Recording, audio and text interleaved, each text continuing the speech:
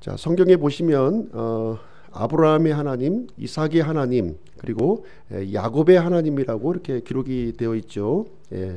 하나님께서는 이 세 사람을 언약의 당사자로 이렇게 지목해 주셨습니다. 하나님께서 이 언약의 당사자로 이렇게 삼아 주신 그 이유는 이분들이 모범적인 삶을 살았고 또 흠없는 삶을 살았기 때문에 이 당사자로 세워주신 것이 아니라고 하는 사실입니다. 이 세 분은 우리하고 이렇게 똑같이 연약하고 또 실수가 많은 그런 사람이었다 하는 것을 성경은 우리에게 보여주고 있는 것이죠.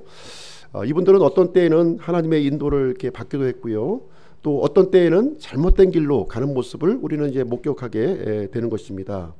그러면 어떻게 해서 이 세 분들이 언약의 당사자가 되었는가 하는 것들을 우리가 좀 생각을 해 보게 되면요.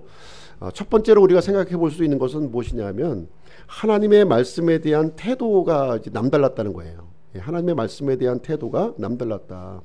이 하나님의 말씀이 들려졌을 때 무게감을 갖고 받아들이는 그런 공통점을 우리는 생각을 해 볼 수가 있습니다. 그래서 말씀이 들려졌을 때 이렇게 이 멈출 수 있는 그런 믿음을 가지고 있었다는 거예요. 또한 말씀을 또 듣고서 이렇게 자신이 잘못된 것을 깨닫고 돌이키는 믿음을 가졌다는 거예요. 돌이키는 믿음을 가졌음을 우리는 보게 됩니다. 두 번째로는 이분들은요, 마음속에 거룩한 갈망이 있었다는 거예요. 현실로, 눈에 보이는 현실로만 만족하지 아니하고 이렇게 이 거룩한 갈망이 있었다는 것을 성경은 우리에게 보여주고 있습니다. 특별히 미래를 바라보는 눈이 있었던 거예요. 현실에 안주하지 않고 하나님께서 말씀을 통해서 보여주시는 그 미래를 바라보는 눈을 갖고 있었다는 것을 볼 수가 있습니다. 그래서 하나님께서는 이분들을 이렇게 인도하시고 언약의 당사자로 이렇게 세워주시게 되었습니다. 오늘 함께 살펴보실 이제 말씀은 이삭의 노년기에 대해서 우리가 함께 살펴보려고 합니다. 이삭은 죽기 전에 두 아들이 있었죠. 두 아들, 야곱과 에서가 있었습니다. 그래서 이 두 아들을 축복하기로 이렇게 마음을 먹게 되었습니다. 당시에 이 자손에게 축복을 하는 것은요, 마치 곡간 열쇠를 이렇게 물려주는 것과 같은 아주 중요한 그런 행사가 되겠습니다. 히브리서 오늘 읽은 본문의 말씀을 보시게 되면 이삭은 믿음으로 에서와 야곱을 축복했다 이렇게 기록을 해주고 있습니다. 이 히브리서 11장이 믿음장이죠. 믿음장인데 이삭의 여러 가지 기록 중에서 이 에서와 야곱을 믿음으로 축복한 이 내용을 강조해서 기록을 해주고 있습니다. 근데 우리가 알다시피 창세기의 기록을 우리가 보시게 되면 이 속임수가 이렇게 여기에 있었다 하는 것을 우리가 생각을 해 보게 되는 것이죠. 그래서 이 사람의 속임수 때문에 하나님의 계획이 어떻게 보면 망가질 뻔했었던 그런 아주 중요한 시점을 이제 우리에게 보여주고 있는데요. 하나님께서는 그 사람들의 그 속임수에도 불구하고 이 아브라함의 이 언약을 이삭으로 이렇게 이어주시고요. 또한 야곱으로까지 이렇게 이어주는 그 내용을 이제 우리가 발견하게 되는 것입니다. 그래서 오늘 아침 시간에는 믿음으로 축복한 이삭이란 제목으로 하나님의 말씀을 전해드리도록 하겠습니다. 에서와 야곱은요, 아시다시피 같은 날, 같은 시각에 이렇게 태어나게 되었어요. 그렇죠? 간발의 차이로 에서는 이제 장남이 이제 되었고요. 야곱은 둘째 동생으로 태어나게 되었습니다.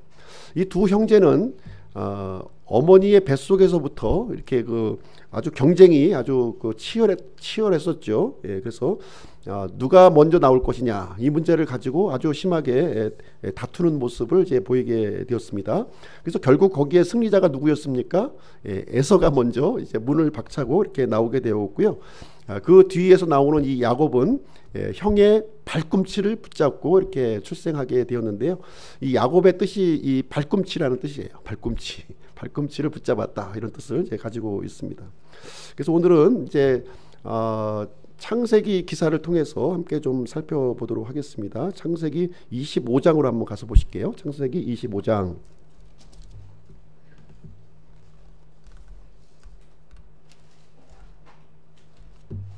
창세기 25장 22절 23절을 한번 보시겠습니다. 창세기 25장 22절 23절.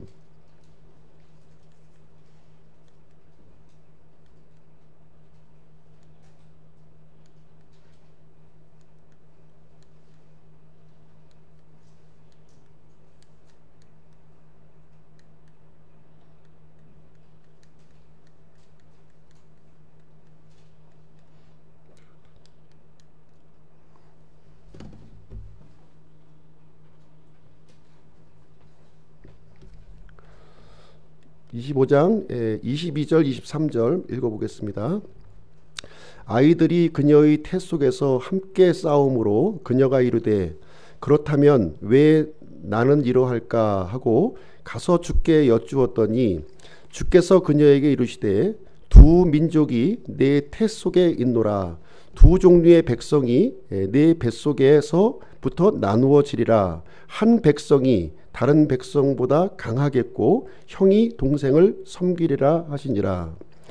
자, 여기 보시면 이제 그 하나님께서 이 두 사람이 이 에서와 야곱을 가리켜서 두 종류의 백성이다 이렇게 여기서 이제 설명을 해주고 있는 것이죠.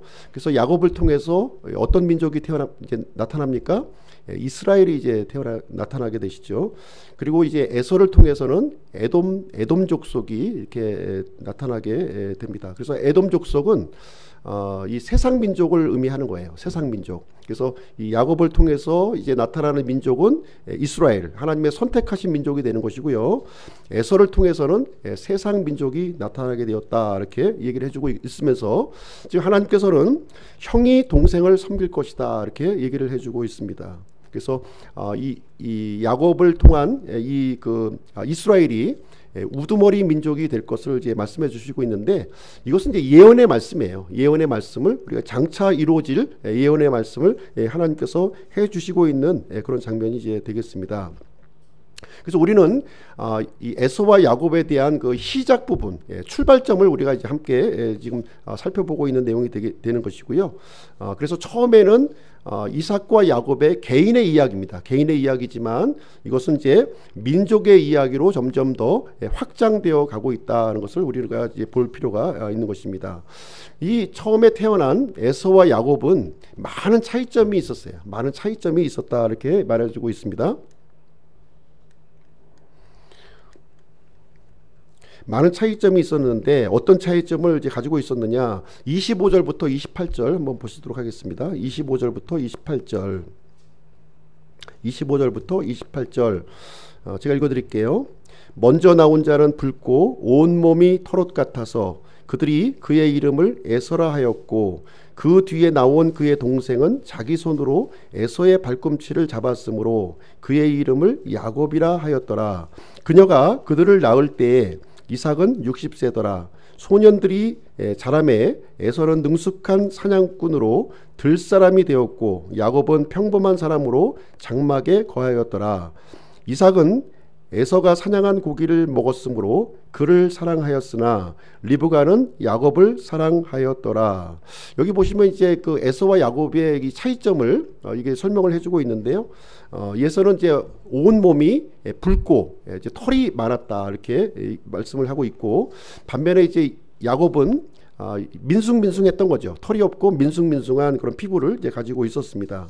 그리고 이 에서는 나중에 이제 어떤 사람이 되었냐면 능숙한 사냥꾼이 되었다는 거예요. 이제 들사람이 되었음을 이제 얘기해주고 있고요. 반면에 야곱은 이 평범한 사람으로 이제 장막에 거하는 그런 사람으로 성장을 하게 되었습니다.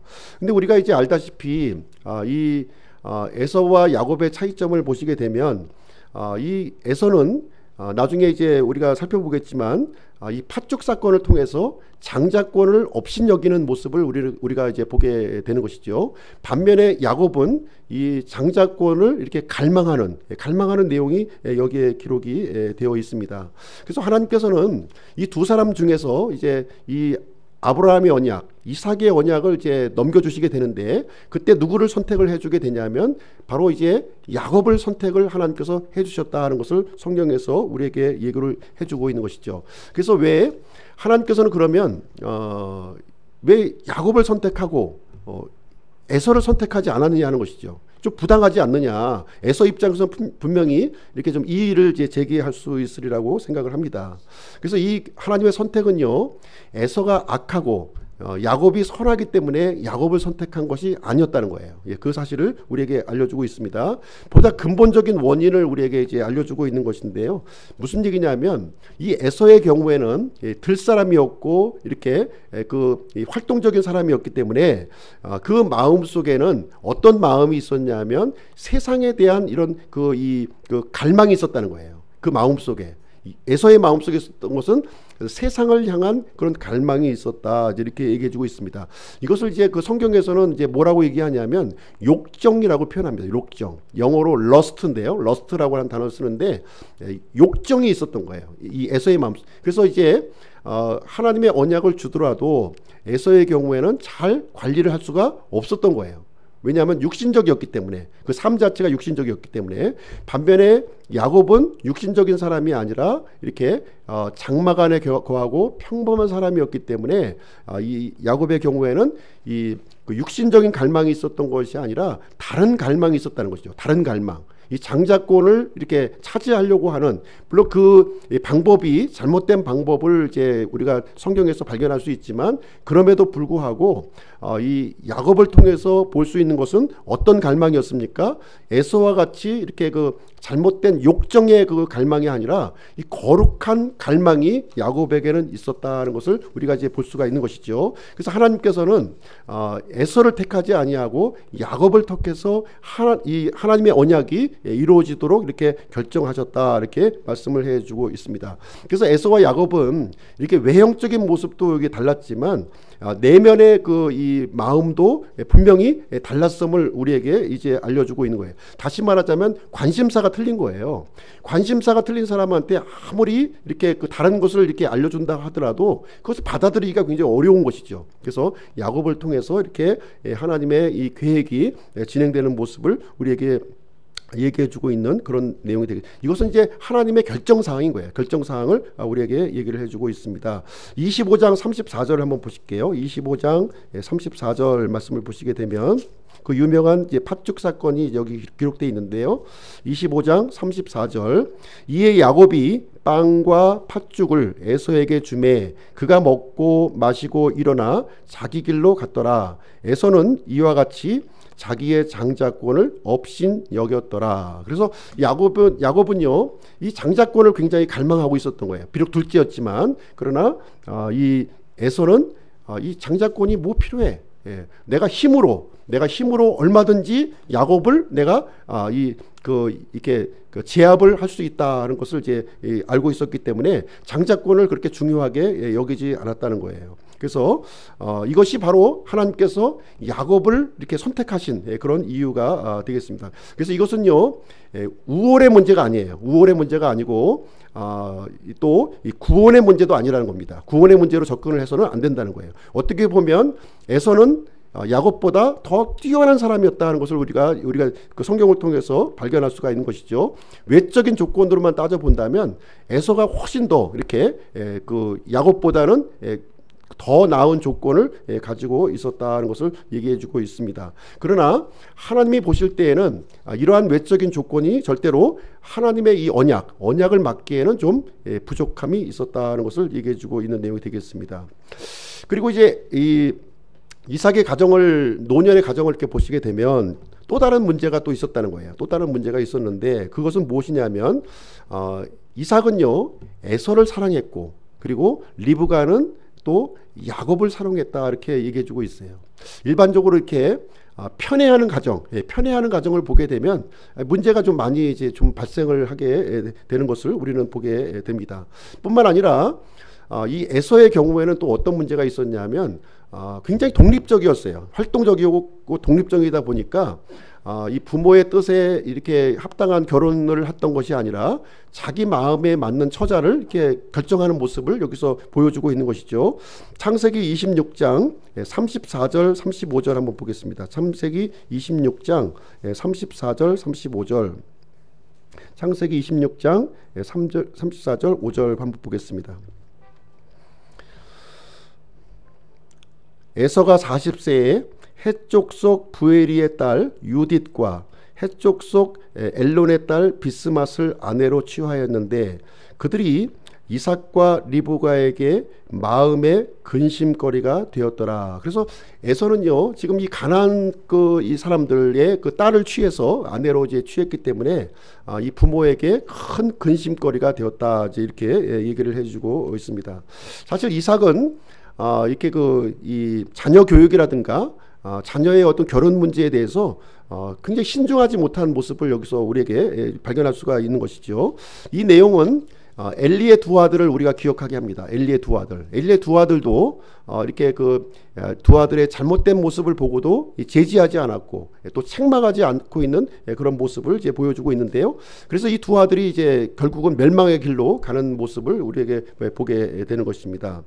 이삭의 가정, 이 마지막 이 노년의 가정을 보시게 되면 어떻게 보면 점점 더 기울어져 가고 있는, 처음에 이 굉장히 뛰어난 믿음을 우리가 이제 갖고 있었지만 이제는 점점 더 이렇게 이 기울어져 가는 모습을 우리는 이제 발견하게 되는 것입니다. 오늘 이제 27장 말씀을 한번 보실게요. 27장 1절 말씀 한번 보시도록 하겠습니다. 27장 1절. 27장 1절 말씀을 보시게 되면 이삭의 어떤 특징적인 내용을 우리에게 이제 보여주고 있는데요. 1절 말씀 보시겠습니다. 1절.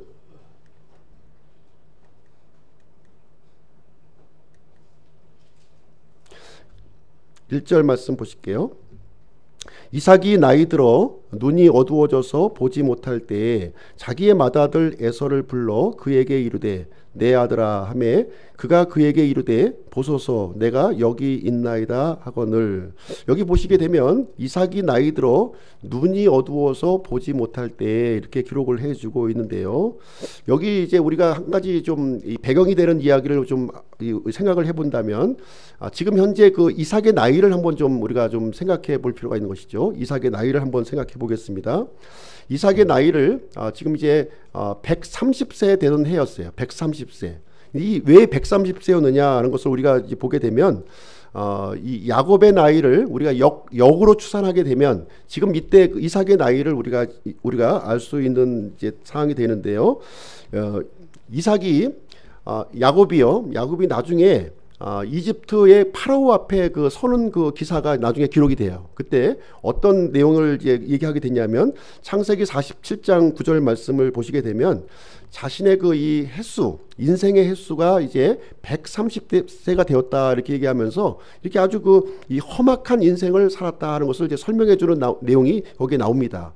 그때 이제 요셉이 총리로 있었죠. 총리로 있었는데 그때 요셉의 나이가 이제 몇 살이냐면 39세였다는 거예요. 39세였어요. 예.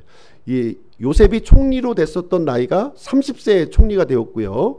지금 7년의 풍년을 지나가지고 2년의 기근을 맞이했던 그 시점에 야곱이 파라오 앞에 서게 되었다는 것을 이제 성경은 우리에게 가르쳐주고 있는 것입니다. 그래서 39세 때, 39세 때 이렇게 보시게 되면 지금 이제 야곱이 파라오 앞에 서 있는 130세의 나이였다 이렇게 우리에게 해주고 있습니다. 그러면 야곱이 요셉을 낳았을 때 나이가 어떻게 됩니까? 130세에서 이제 39살을 빼면 이제 요셉이 출생했던 그 때가 되는 거예요.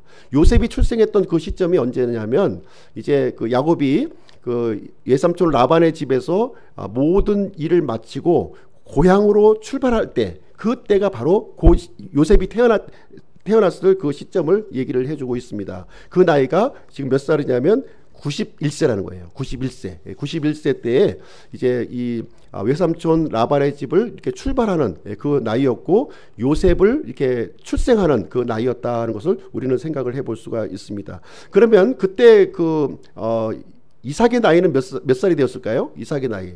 이삭의 나이가 우리가 추정이 가능한 거예요. 왜냐하면 이삭이 60세 때에 그 야곱과 에서를 낳았기 때문에 그런 거예요. 예, 그렇죠? 예, 그렇기 때문에 이삭의 나이는 60을 더하면 되는 것입니다. 91세에 60을 더하면 151세가 바로 이삭의 나이였다는 것을 우리는 이제 생각을 해 볼 수가 있는 것입니다. 그래서 이제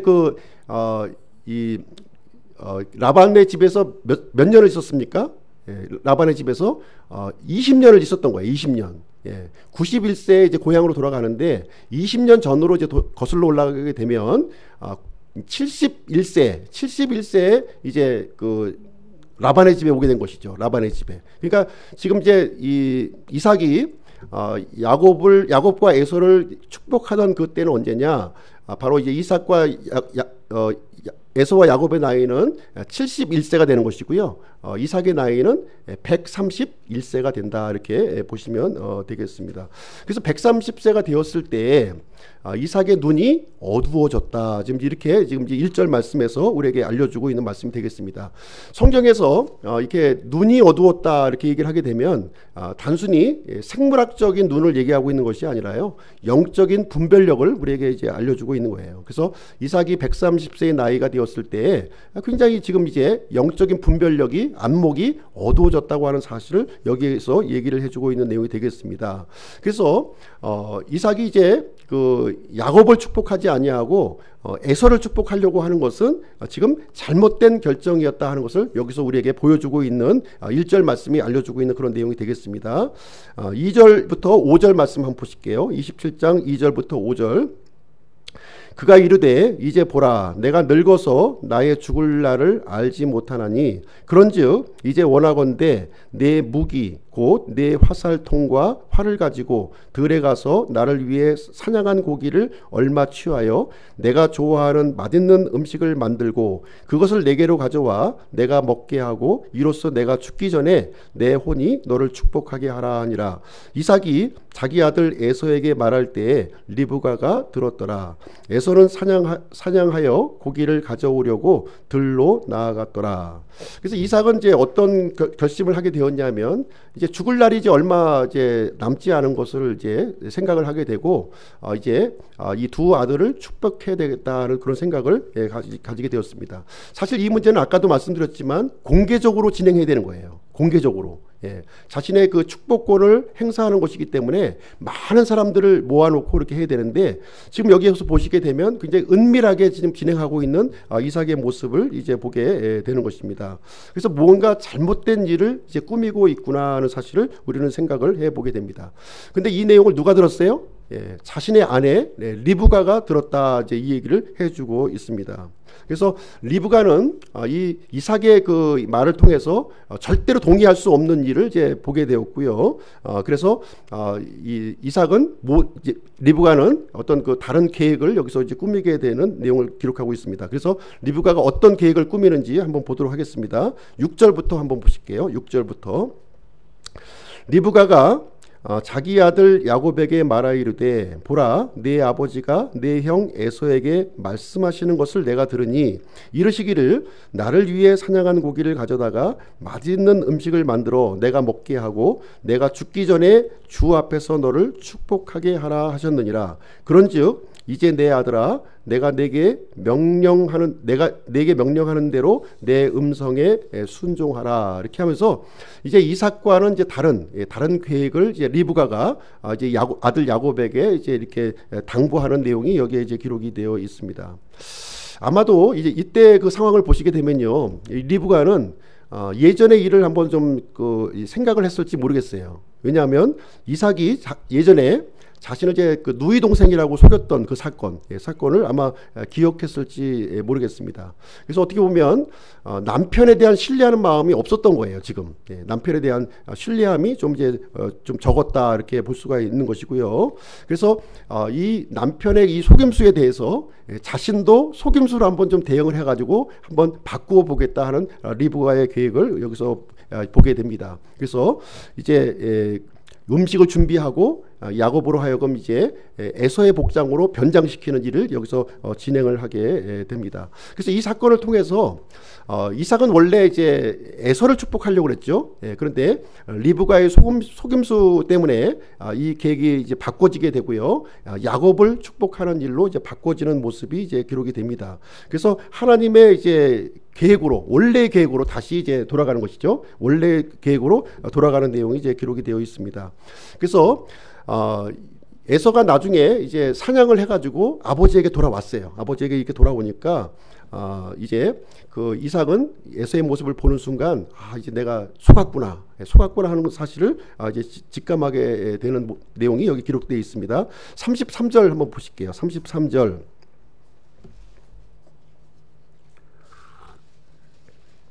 (27장) 33절을 보시게 되면 이삭의 반응을 한번 보실게요. 이삭이 몹시 심하게 떨며 이르되 누구라고? 사냥한 고기를 취해 내게 가져온 자는 어디 있느냐? 내가 오기 전에 내가 다 먹고 그를 축복하였은즉 참으로 그가 복을 받을 것이니라. 자신이 속았다는 소식을 이제 이삭이 듣고서 여기서 화를 내지 않아요.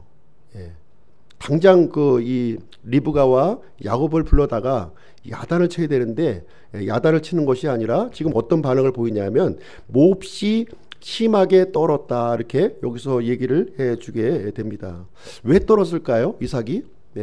이삭은 분명히 하나님의 뜻을 바꾸려고 했었던 거예요. 그런데 그것이 바꿔진 것이 아니라 애굽을 축복하는 일로 지금 이제 다시 원위치로 돌아가는 모습을 보았을 때 이 심히 두려움과 떨림이 자기 마음속에 임하게 되었다는 것을 얘기해 주고 있습니다. 그러면서 하나님의 뜻에 순종하는 그런 이 말을 여기서 해주게 되는데요. 참으로 그가 복을 받을 것이라는 거예요. 자신이 잘못 속아서 축복한 이 야곱이 참으로 반드시 그가 복을 받을 것이다 얘기하면서 하나님의 뜻에 겸허하게 무릎을 꿇는 이삭의 모습을 여기서 보여주고 있는 것입니다. 에서는 자신의 복을 가로챘다는 것을 알고서 아주 비통하게 소리를 치면서 우는 장면이 여기에 기록이 되어 있는데요. 사실 에서가 이렇게 바랬던 복은 사실 이 야곱의 그 복이 아니었다는 거예요. 이 에서가 바랬던 것은 물질의 축복이었어요. 물질의 축복을 바랬던 것인데 단순히 자신이 속았다고 하는 사실 때문에 분하고 원통하는 마음을 여기서 보여주고 있는 것이죠. 지난번에 이 팥죽 사건 때문에 내가 장자권을 뺏겼는데 이번에는 또 이 속임수를 통해서 지금 축복권마저 빼앗겼다고 하는 그 사실, 그걸 가지고서 심히 이제 비통해하는 그런 모습을 여기서 보여주고 있는 것입니다. 이때 이제 이삭은요, 이 에서를 위해서 축복 기도를 해주게 되는데요. 이때는 다시 이제 원래로 돌아와서 원래 이삭이 이제 에서가 받아야 될 그 복을 이삭이 축복하는 장면이 거기에 기록이 되어 있습니다. 39절 40절 한번 보실게요. 39절 40절. 그의 아버지 이삭이 그에게 대답하여 이르되 보라, 내가 거할 곳은 땅의 기름진 곳과 위로부터 내리는 하늘 이슬의 기름진 곳이 되리라. 너는 칼을 의지하여 살고 내 동생을 섬길 것이며 내가 통치권을 갖게 될 때 비로소 내 목에서 그의 멍에를 끊어버리리라 하였더라. 여기 보시면 이제 이 겸허하게 하나님의 말씀에 순종해서 하나님의 뜻대로 지금 기도하는 이삭의 모습을 우리는 여기서 발견하게 됩니다. 이 이삭의 기도 중에서 이제 끝부분에 보시게 되면 내가 통치권을 갖게 될 때야, 이런 표현을 여기서 해주고 있는 내용이 되어 있습니다. 이 통치권을 이제 갖는다고 하는 것은 이제 무슨 얘기냐면 앞으로 이제 이 에서에게 먼 미래에 이루어질 일을 여기서 이제 알려주고 있는 그런 내용이 이제 되겠습니다.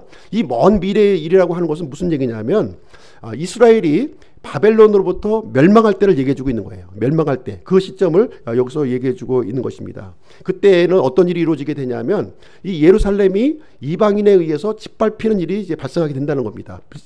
짓밟히는 일이. 그래서 이제 이방인의 때가 열려지게 된다는 거예요. 그때에는 다시 이제 이 에서가 야곱의 명예에서 이렇게 풀려나게 되고 통치권을 얻게 된다, 이제 이 얘기를 해주고 있는 그 예언의 일을 이제 이삭이 이제 해주고 있는 기도가 이제 되겠습니다. 사실 우리는 이방인들이에요. 그렇죠? 우리는 그 야곱에게 속한 사람들이 아니었어요. 혈통적으로는 우리 누구에게 속했습니까? 에서에게 속한 사람들이었어요. 에서에게 속한 사람들이 되겠습니다. 근데 우리는 십자가 사건을 통해서 이것이 바꿔지게 된 거예요. 예, 하나님께서는 야곱을 통해서 이렇게 이 하나님의 계획을 쭉 이루셨죠. 근데 이스라엘이 하나님의 뜻에 불순종하고 이렇게 이 거부하는 일을 이제 발생하게 된 겁니다. 그래서 십자가 사건을 통해서 에서에게로 다시 이제 바꿔지는 내용이 여기서 기록되어 있는 내용이 이제 되겠습니다. 사실 이삭은 두 사람을 다 축복한 거예요. 예, 야곱을 축복하고 에서를 저주한 게 아니에요. 두 아들을 다 축복을 했습니다. 에서에게 축복한 건 뭐였어요? 땅의 복을 축복한 거예요. 그리고 야곱에게 축복한 것은 하늘의 축복을 한 것이 되겠습니다. 하나님의 언약에 따른 복을 야곱에게 해주었다. 이제 이렇게 우리에게 알려주고 있는 것입니다. 그런데 이 복이 이제 바뀌어졌다는 거예요. 예수님을 통해서, 예수님의 십자가를 통해서 바뀌어졌다는 것이죠. 이스라엘을 통해서 이방인이 복을 받는 것을 계획하셨는데 십자가를 통해서는 이제 이방인을 통해서 이스라엘이 복을 받는 것으로 이제 바뀌어지는 모습을 우리는 보게 되는 것입니다. 그래서 하나님께서 이제 야곱을 선택하고 이제 이 에서를 이렇게 배제하신 것은 선택의 문제라는 거예요. 이것은 구원의 문제가 아니라는 거예요. 구원의 문제가 아니라 선택의 문제이다는 것을 우리에게 말씀을 해주고 있습니다. 그 내용을 우리가 좀 이해를 할 필요가 있는 것이고요. 그러면 이제 야곱을 어떻게 축복했느냐 하는 것을 한번 보도록 하겠습니다. 창세기 28장 1절부터 4절까지 말씀이에요. 창세기 28장 1절부터 4절. 창세기 28장 1절부터 4절. 이삭이 야곱을 불러 그를 축복하고 또 그에게 명하며 그에게 이르되 너는 가나안의 딸들 중에서 아내를 취하지 말고 일어나 밧담 아람으로 가서 내 외조부 부두엘의 집에 이르러 거기서 내 외삼촌 라반의 딸 중에서 아내를 취할지니라. 하나님 곧 전능자께서 내게 복을 주셔서 너를 다산하게 하고 번성하게 하사 내가 수많은 백성이 되게 하시고 아브라함의 복을 내게 주시되 너와 및 너와 함께하는 네 씨에게 주사 내가 하나님께서 아브라함에게 주신 땅 곧 내가 나그네로 거하는 땅을 상속받게 하시기를 원하노라. 그래서 이때서야 비로소 이제 이삭이 야곱을 위해서 이렇게 하나님께서 이렇게 맡겨주셨던 부탁하셨던 그 언약 아브라함의 언약을 이제 야곱에게 이렇게 전해주는 내용이 여기에 기록이 있는 내용이 되겠습니다. 이삭은 여기에서 이제 자신의 뜻을 완전히 내려놓은 것이죠. 완전히 내려놓고 야곱을 위해서 마음껏 에서를 향해서 은밀히 숨겨서 진행하려고 했어요. 자신의 뜻을. 그렇지만 이제는 모든 것이 밝혀진 상황에서 야곱을 마음껏 이렇게 지금 축복해주는 이삭의 모습을 여기서 보여주고 있는 내용이 되겠습니다. 그래서 이삭은요 130세에 이 축복을 하게 되었는데 앞으로 얼마나 더 살게 되냐면 50년을 더 살아요. 50년을 더 살고 180세에 이제 죽음을 이제 맞이하게 됩니다. 죽기 전에 이제 그 야곱을 만나게 되죠. 야곱을 만나게 되는데 사실 이렇게 자식 결혼도 못하고 이 비리비리한 이 야곱이 12명의 아들을 데려놓고 4명의 이 부인을 또 대동하고 있는 이 모습을 이 이삭은 이제 바라보게 됩니다. 그래서 하나님의 뜻이 이제 야곱을 통해서 성취되고 있는 놀라운 모습을 이렇게 바라보게 되고 눈을 감는 그 모습을 여기서 이제 기록해주고 있는 내용이 되겠습니다.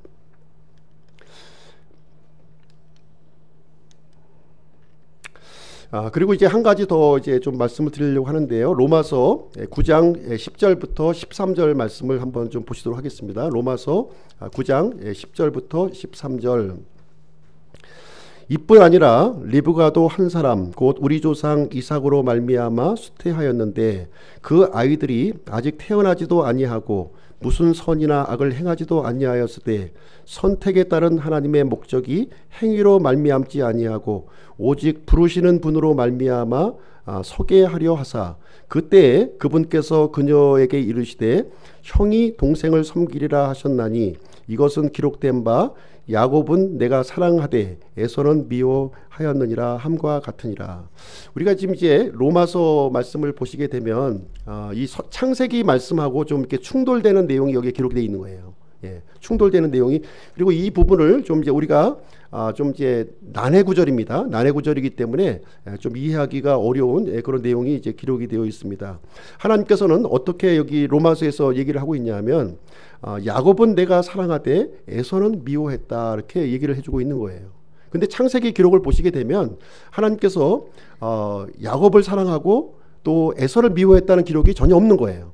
오히려 두 사람을 다 축복하는 그 장면이 이제 창세기에서는 발견이 되는데, 신약 성경에서는 이 반대되는 내용을 우리에게 이제 설명해주고 있는 내용이 이제 되겠습니다. 그럼 우리가 이 말씀을 어떻게 이해를 해야 될 것이냐 하는 부분에 대해서 말씀을 드리겠습니다. 지금 이 로마서 9장 10절, 12절과 13절, 9장 12절과 13절은 각각 다른 부분을 우리가 인용하고 있는 거예요. 그래서 12절 말씀은 창세기의 기록을 인용하고 있는 겁니다. 그렇죠? 그리고 13절 말씀, 이것은 기록된 바, 이렇게 얘기했을 때 13절 말씀은 어디에 있는 말씀을 인용하고 있냐면 말라기서에 있는 말씀을 인용하고 있다, 이렇게 보셔야 되겠습니다. 그렇죠? 말라기 1장 2절 3절 한번 보실게요. 말라기 1장 2절 3절 한번 보겠습니다. 로마서 9장 13절은 창세기를 인용한 것이 아니라 지금 말라기에 있는 말씀을 인용한 것이다 하는 것이에요. 2절 3절 읽어드리도록 하겠습니다. 주가 말하노라 내가 너희를 사랑하였노라 그러나 너희는 이르기를 주께서 어떤 점에서 우리를 사랑하셨나이까 하는도다. 주가 말하노라 에서는 야곱의 형이 아니냐 그러나 내가 야곱을 사랑하고 에서는 미워하였으며 광야의 용들을 위해 그의 산들과 유사를 피폐하게 하였느니라. 여기에 보시면 말라기에 보시게 되면 이제 이스라엘 백성들이요 지금 이제 바벨론 포로로 갔다가 돌아온 거예요. 지금 돌아온 상태에서 이 말씀이 이제 기록이 되고 있는 것입니다. 여기서 야곱은 누구를 가리키고 있냐면 바로 이스라엘 민족을 얘기해주고 있는 거예요. 남유다 민족을 얘기해주고 있는 것이고요. 에서는 지금 에돔 족속을 얘기해주고 있는 거예요. 에돔 족속을 얘기해주고 있는 것입니다. 이스라엘은 하나님께서 선택하신 민족이에요. 그렇죠? 창세기 기록에 의하면 하나님께서는 야곱을 선택하셨기 때문에 이스라엘이 선택하신 민족이다라는 것을 말씀을 해주고 있고요. 그래서 이 에서가 이 동생인 야곱을 섬길 것이다 하는 것을 창세기는 분명하게 우리에게 가르쳐주고 있습니다. 그럼 이 말라기서에서 하나님께서 이 야곱을 사랑하시고 에서를 미워했다, 이 말씀은 무슨 얘기냐면 행위에 관계없이 무조건 하나님께서 야곱을 사랑하시고 에서를 미워했다는 말이 아니에요. 이 얘기는 역사적인 사실을 얘기해주고 있는 것입니다. 지금 이제 이스라엘 민족이 쭉 역사적으로 지금 진행되어 왔잖아요. 그렇죠? 남유다 왕국이 쭉 이렇게 진행되어 온 내용과 그리고 에돔 족속이 이스라엘 민족을 향해서 행한 일이 있다는 거예요. 그 악한 일이 있다는 겁니다. 그래서 이스라엘 민족들이 출애굽할 때 이 가나안 땅으로 들어올 때 누가 막았냐면 에돔 족속이 막은 거예요. 에돔 족속이 막았고 또 이스라엘 민족들을 끊임없이 괴롭혔던 민족이 누구였냐? 바로 에돔 민족이었다는 거예요. 이 역사적인 사실을 근거로 해서 하나님은 야곱을 사랑하셨고 에서를 미워했다, 이렇게 얘기해 주고 있는 것입니다. 하나님께서 무조건 그 장래의 일을 그냥 이렇게 얘기한 것이 아니라는 거예요. 역사적인 사실을 가지고서 우리에게 얘기해 주고 있다. 그래서 창세기의 기록은 예언적인 말씀이에요. 예언적으로 하나님께서 주권적으로 이렇게 야곱을 선택하시겠다 하는 말씀을 얘기해 주고 있는 것이고요. 이 말라기에서 있는 내용은 무슨 얘기냐면 역사적인 내용을 얘기해 주고 있는 거예요. 이스라엘이 행했던 이 여러 가지 일들, 그리고 에돔이 행했던 여러 가지 일들을 볼 때 하나님께서는 야곱을 사랑하시고 이 에섭의 행위를 미워했다 하는 내용을 여기서 얘기해 주고 있다는 것을 말씀을 드리고 있습니다. 자, 그러면 다음 정리를 좀 해드릴게요. 정리를 해드리면은 이 창세기 기록은 하나님의 주권적인 선택에 대한 문제라는 거예요. 주권적인 선택. 이 이 에서는 육신적인 사람이었기 때문에 하나님의 그 언약에는 관심이 없었어요. 그렇기 때문에 하나님의 언약에 이렇게 관심을 가졌던 야곱을 선택하신 내용을 창세기는 우리에게 얘기를 해주고 있는 것입니다. 이것은 구원에 대한 얘기를 해주는 게 아니에요. 구원이 아니라 이것은 하나님의 주권적인 선택을 창세기는 우리에게 알려주고 있는 내용이다, 이 얘기를 해주고 있는 것이고요. 그 다음에 말라기의 기록은 무엇을 얘기해주고 있냐면, 말라기의 기록은 야곱의 후손들과 에서의 후손들의 이야기를 해주고 있는 거예요. 그래서 이제 야곱의 후손들은 이스라엘이기 때문에 하나님의 뜻을 이렇게 순종하고 따랐다는 거예요. 그래서 하나님의 말씀을 보존했고 또 예수 그리스도 구원자를 보내는 이 통로를 준비하는 소중한 일을 한 것이고요. 반면에 에서는 그 일을 방해하는 역할을 했다는 거예요. 그래서 이 말라기서에서는 그 내용을 하나님께서 선포하시고 있는 내용이 되겠습니다. 그래서 야곱을 사랑했고 에서를 미워했다, 이렇게 얘기를 해주고 있는 내용이 되겠습니다. 그래서 로마서 기록은 창세기 기록과 말라기 기록을 동시에 한꺼번에 이제 기록하면서 종합적인 내용을 우리에게 알려주시고 있는 그런 내용이 되겠습니다. 그래서 하나님의 언약에 들어온 사람들을 누구라고 표현하고 있는 거예요? 야곱이라고 표현하고 있는 거예요. 그리고 하나님의 언약에 들어오기를 거부한 사람들을 누구라고 표현하고 있습니까? 에서라고 표현하고 있다, 이렇게 얘기를 해주고 있는 것이 되겠습니다. 그래서 이 야곱의 언약에 들어온 사람들을 이제 하나님께서 받아들이시고 그 사람들에게 구원의 길로 이끌어 주신다 하는 내용을 우리에게 알려주고 있는 내용이 되겠습니다. 그래서 이 구원의 문제와 선택의 문제를 헷갈리시면 안 되는 거예요. 구원의 문제와 선택의 문제를 헷갈리시면 안 된다. 하나님께서는 구원과 상관없이 누구든지 선택해서 사용할 수가 있는 거예요. 죄인도 사용하시고요, 악인도 사용하시고요, 심지어 이방 왕들까지도 선택해서 사용하시는 모습을 볼 수가 있습니다. 근데 하나님이 선택하셨다고 해서 무조건 구원받는 것은 아니라는 거예요. 우리가 구원받는 것은 어떻게 구원받아요? 믿음으로 구원받는 것입니다. 믿음으로. 이 아브라함의 언약에 들어갔을 때, 그리고 이삭의 언약에 들어갔을 때, 야곱의 언약에 들어갔을 때 믿음으로 들어가는 자에게만 그 구원을 주신다 하는 것입니다. 선택은 하나님의 사용하심이지 우리 구원의 문제가 아니다 하는 것을 우리에게 알려주고 있는 내용이 되겠습니다. 그럼 오늘 말씀을 통해서 적용할 교훈을 한번 좀 보시도록 할게요. 적용할 교훈 첫 번째는 무엇이냐면, 하나님의 뜻은 반드시 성취가 된다는 거예요. 하나님의 뜻은 반드시 성취가 된다. 그래서 하나님의 뜻과 내 뜻이 이렇게 충돌할 때가 있어요. 우리가 살아가다 보면 그런 경우가 많이 있죠. 분명한 하나님의 뜻이지만 죄송하지만 하나님, 이번에는 제 뜻대로 한번 해야 되겠습니다. 이삭과 같은 마음을 우리가 이제 품을 때가 많이 있습니다. 그럴 때에는 사실 우리가 내 뜻을 내려놓기가 대단히 어렵지요. 어렵습니다. 그렇지만 이삭과 같이 하나님의 뜻이 분명하게 나에게 이렇게 전달되었을 때에는 이삭과 같이 내 뜻을 내려놓고 하나님의 뜻을 받아들이는 그러한 믿음을 가지고 있어야 된다는 것을 얘기를 해주고 있습니다. 우리가 우리의 삶을 살아오면서 실패하는 일을 한번 돌이켜 보시기 바랍니다. 실패했던 그 상황들을 한번 돌이켜 보게 되면 어떤 특이한 공통점이 있는 거예요. 어떤 공통점이 있냐면 우리가 어떤 일을 결정할 때 기도를 하지 않는다는 거예요. 이삭은 에서와 야곱을 축복할 때 기도하지 않았어요. 기도하지 않고 자신의 뜻을 이렇게 관철하려고 하는 그런 모습을 보였습니다. 우리도 마찬가지라는 거예요. 우리가 내 뜻을 관철하려고 할 때는 하나님 앞에 기도하지 않는다는 거예요. 기도하지 않게 되고요. 그리고 이 목적이 이삭의 경우는 에서가 사냥해 온 이 고기, 고기 때문에 그 계획을 바꾸려고 이렇게 했다는 거예요. 다시 말하자면 우리도 마찬가지예요. 우리가 어떤 일을 선택할 때에는 내 뜻을 선택하려고 했을 때에는 어떤 이익이나 욕심을 이제 근거로 해서 우리가 선택하는 모습을 우리는 보게 됩니다. 그래서 그 결정은요, 굉장히 좀 성급하고요, 또 이렇게 쉽게 믿는, 쉽게 받아들이는 그런 경향이 이렇게 있는 것을 우리가 보게 됩니다. 그래서 이삭의 경우에 있어서도 이 에서를 축복할 때 이렇게 은밀히 행하려고 하다가 낭패를 보는 모습을 우리가 이제 보게 되는 것입니다. 그래서 우리에게 가장 지혜로운 모습은 무엇이냐? 그것은 바로 하나님의 뜻을 이게 구하는 거예요. 신중하게 구하는 모습을 우리가 가져야 될 필요가 있는 것입니다. 그래서 기도하고 또 심지어 반대의 의견이 있다 할지라도 그것을 청취하는 그런 자세를 가져야 되겠습니다. 그리고 어떤 중요한 일을 결정할 때에는 이렇게 공개적이고 객관적으로 우리가 진행할 필요가 있습니다. 그러면 실패하지 않는 우리 삶을 우리가 살게 되는 것을 보게 됩니다.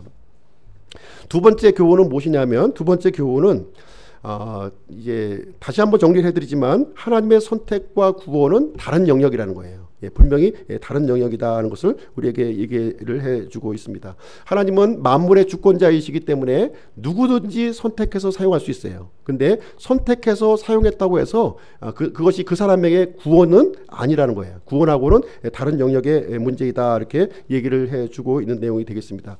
구원은 어떻게 구원받아요? 우리가 믿음으로 구원받는 거예요. 믿음으로 우리가 구원을 받는 것입니다. 하나님은 모든 사람이 구원받기를 원하시는 거예요.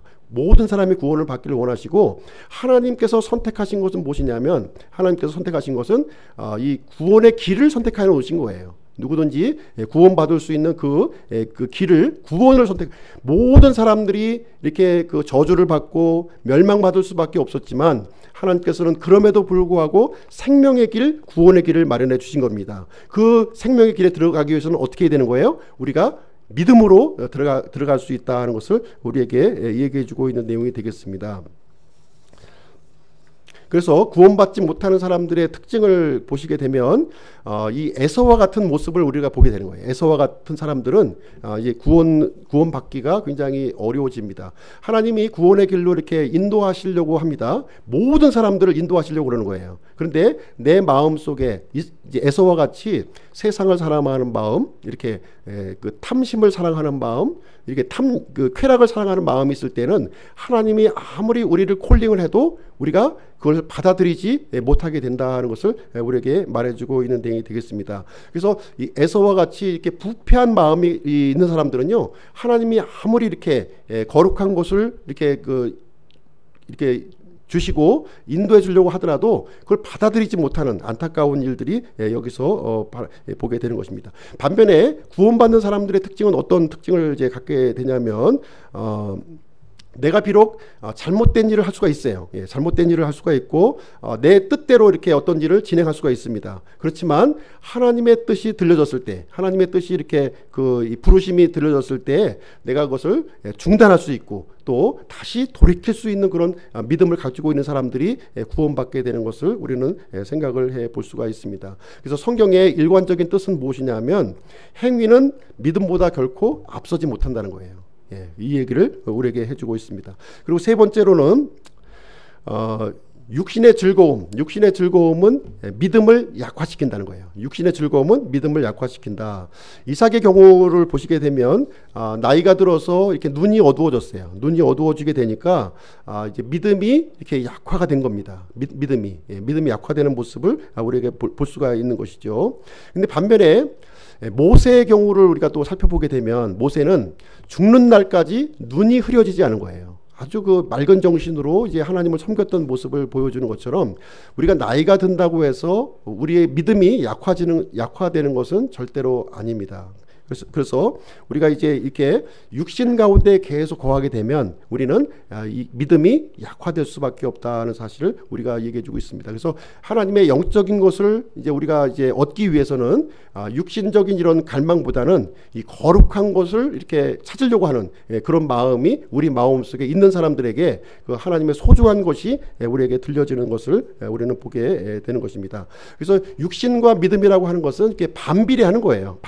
반비례하는 것을 통해서 우리 스스로를 이렇게 점검을 해볼 수가 있습니다. 내가 육신의 상태에 있느냐, 믿음의 상태에 있느냐 하는 것을 우리가 점검을 해볼 필요가 있습니다. 만약에 이삭처럼 내가 육신에 이렇게 머물러 있다면 우리는 믿음이 약화되고 있구나 하는 사실을 우리가 발견해 볼 필요가 있는 것입니다. 그래서 비록 또 이삭과 같이 잘못된 것을 결정하고 이렇게 선택했을지라도 그것이 잘못된 것을 알았다면 즉시 돌이켜서 하나님께로 돌아가는 그런 결단이 저희들에게 있어야 될 줄로 생각을 합니다. 그래서 이삭은 이렇게 노년에 믿음이 약해지고 하나님의 언약을 어그러뜨릴 수 있는 그런 중대한 실수를 범할 수 있었지만 자신이 잘못된 사실을 발견하고 이렇게 돌이키는 그런 믿음을 갖게 되었고요. 또 하나님의 이 언약의 당사자로 이렇게 굳건하게 세워졌다고 하는 사실을 우리는 보게 되는 것입니다.